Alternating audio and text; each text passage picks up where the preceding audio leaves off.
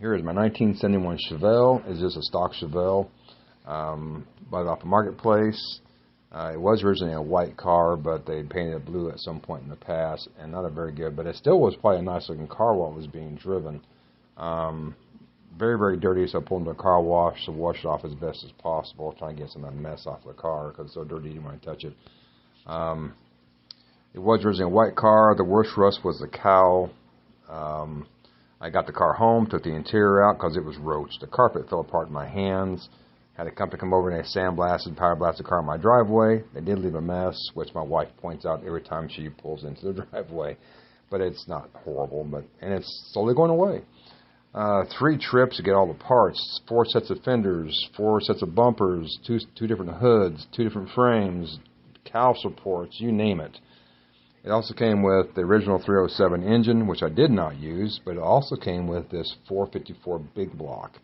Had to have it 30 over because it took the machine shop, makes it a 460. Steel crank, all brand new freeze plugs. The cool thing was it came with these 1969 Chevelle SS closed chambered heads. I believe it says they're a 702 head. Supposedly the holy grail of heads for cast iron. Very cool, raises my compression, boosts my horsepower way up. Painted the block orange, naturally. Brand new harmonic balancer, and this is what the engine looked like once I got it assembled. I am not using that power steering pump with that canister that sticks up in the air. I since switched that over to a regular power steering pump, and the big alternator bracket's gone. It has a regular alternator bracket on it now.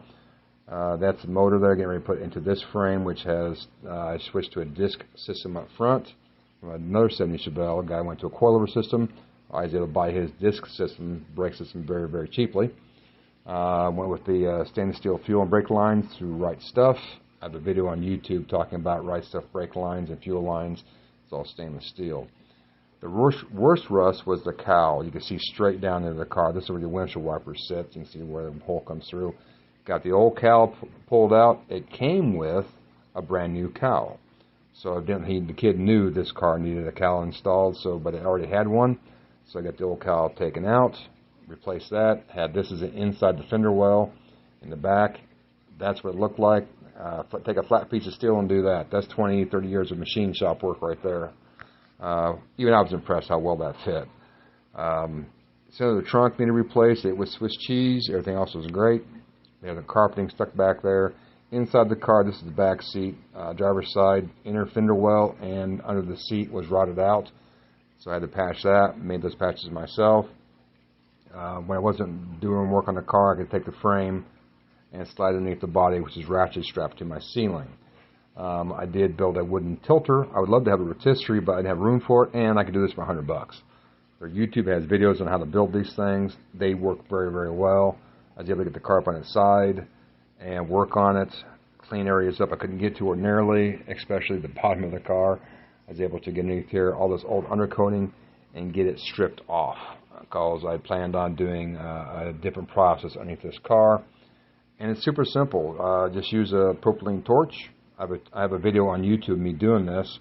Make sure you're in a well-ventilated area. Heat the old undercoating up, and it scrapes off very, very cleanly and comes off easily, but it does stink. Spend some time, a few hours later, and you got all the undercoating removed. Using a wire brush, you can get it pretty darn clean. If you look at all the drain plugs, you notice that here they're sticking through. Eventually, I reverse the plugs and I put it on the bottom of the car and welded them solid. And right here, you can see it's welded solid. They were for the factory, that iron oxide, that red metal protection, which didn't really do much protecting, but that's when they dipped the cars, all those little drain plugs allowed the oxide to drain out of the car. Well, I'm not dipping this car. Some people say they're there for if you accidentally get your car in water, you pull those plugs out. Well, in that case, you better be stripping your interior out, and your floor's going to rot on you. So I just welded mine solid, and you see a trunk pan, floor pan under the passenger seat, and then all of the plugs were basically welded solid. And again, you can see the green there is the stuff that you put inside all the rockers and stuff like that to seal them up. Etching primer in all the places I had welded. and got it really, really clean. Wiped it down 3 or 4 times with alcohol, getting it clean. Epoxy primer at the bottom, put 3 coats of epoxy primer on it, and while it was still wet, I used Raptor liner. Basically, epoxy primer bites into metal, and Raptor liner and epoxy, when they're wet, will basically become one solid surface. It's darn near bulletproof. And there's just places where I took patch panels and had to fix, the fenders. And this is the front fender. They used fiberglass to patch that back years back. AMD Automail Direct sells patch panels for everything. 3-inch PAPE exhaust system. This is the frame away from the body of the car. This is the frame slid under the body of the car, which you know is strapped to my Raptors in my garage. Brand new body mounts. I don't like those body mounts. I'm going to switch those to a urethane style. I dropped the body back down onto the frame, bolted it in place. Because I haven't started this motor yet. I still got to break the motor in, but I can't break it in until I get the radiator put on the car. So I need the core support in place to do that. So now it's starting to actually look like a car. I got the core support in place. I got the motor broke in. It sounds great. Went with the 2.5-inch exhaust headers into the 3-inch exhaust for the PAPE. Then I had to put everything together to test fit everything. So I got the fenders in place on both sides. Everything's bolted down. I am not using that hood. That's the hood that came with the car.